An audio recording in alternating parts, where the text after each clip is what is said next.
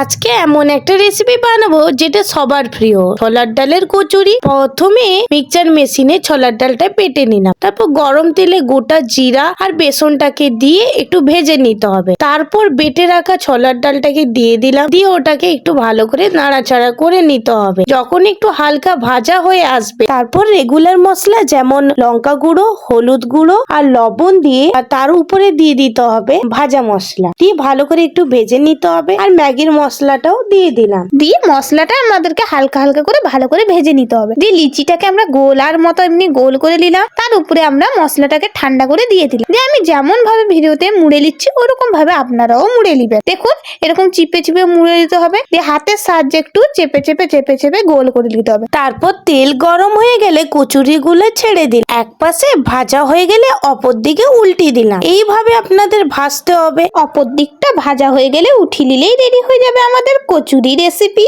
এইরকম নতুন নতুন ভিডিও পেতে আমাদের চ্যানেলটিকে আপনারা সাবস্ক্রাইব করতে ভুলবেন না। আর পরবর্তী ভিডিও কি দেখতে চান অবশ্যই কমেন্টে বলে যাবেন।